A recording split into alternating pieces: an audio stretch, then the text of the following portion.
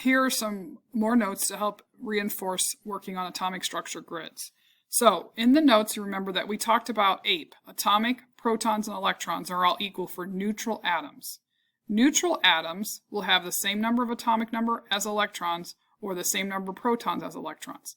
A, P, E. If you know one, you know all three if the atom is neutral. So if in this case we have electrons and atomic number the same, we know our protons are 74, and we know this atom's neutral. How do I know? Because my atomic number and my electrons were the same, or my protons and my electrons were the same as it was given. So I'm going to figure out who this is by looking up atomic number 74. So I'm going to go to a periodic table. I've shared this periodic table with you in your Schoology, both on the agenda and in this folder where you found this worksheet.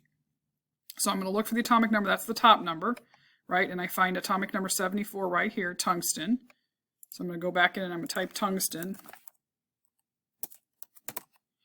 And I know the mass number can be gotten by adding protons plus the neutrons. You have to be given the mass number, or you have to calculate the mass number by adding protons plus neutrons. So I'm going to take 184 plus 74, and I get 258. Okay, and then I'm going to do my symbol, my nuclear symbol. I have W for the symbol. How do I know? I look on the periodic table. I don't have a charge because it's neutral. How did I know it was neutral again? Because my electrons were the same as my atomic number. So it can't have a charge if they're the same. Now, I'm going to put my mass number and atomic number in. So my mass number is going to be a superscript. So I'm going to hold down the control and hit the period button. It's going to go up and 258. And then I'm going to hit space and then hold down the control button and hit comma. That's going to be a subscript. That's going to be, oops, let's try that again. That's going to be a 74. Okay, so to turn off superscript or subscript, you just hit the same keystroke. So to turn off superscript, you hold down control and hit period. And to turn off subscripts, you hit control down, hold down the control button and hit comma. Okay, next example. This has everything for you already here, so you should be able to fill out all these pieces. Let's go through that. I know that this is nitrogen. I know it has an atomic number of 7, so its protons are 7. Those are always the same. I know its mass number is 15 because remember this top number is the mass number. To get the neutrons, I'm going to turn this into a subtraction problem. So 15 minus 7 is 8. Now if you don't have this, you can still know to get the neutrons by taking mass minus protons. So 15 minus 8 is, let me try that again. 15 minus 7 is 8. And now the electrons. Electrons are tricky because you have to know if it's charged or not. Electrons is a 3 minus, so that means there's 3 more electrons than there are protons. That's how it becomes negative.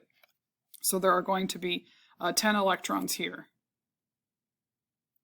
Okay, so remember that electrons, to get electrons, you're going to have to look at the charge and know that you have 3 more negatives because you have a negative 3. Okay. Let's go through some more examples. So next we have an atomic number of 20. So we automatically know that this is 20 because remember atomic and protons are always the same. Electrons are 18, so that must mean that there's a charge, there's an ion. There's a plus or minus because protons do not equal electrons. Okay, what do I have more of? I have more protons, so that tells me it's going to be positive because remember protons are positively charged. Okay, let's get the neutrons first though. To get neutrons, I don't have the symbol, so I got to do some subtracting. I got to take mass minus protons. That's how you get neutrons. That's what you're doing here. You're taking mass minus atomic number, which is the same thing as taking mass minus protons. So 14 minus 20 is 22. So I have 22 neutrons. I look up who element 20 is. It is calcium. You look on the periodic table. I can do my symbol as Ca. I know that I'm going to do a superscript, so control period gives me my 42, space control comma gives me my 20. And then I need to do a superscript for the charge because I do not have the same protons and electrons. I have 2 more protons than I do electrons, so it's positively charged by a 2. So I'm going to do superscript, that was subscript, superscript 2 plus. Okay, let's talk about these 2 examples. So this was 3 minus because it told us it. That's how I knew there was more electrons than protons. Because if there's more electrons, it's more negative. If there's more protons, it's more positive.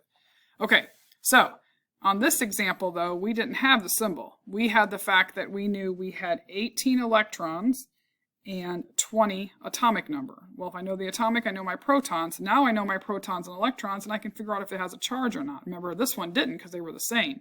This one did. It was -3 because there's 3 more electrons and they're negative.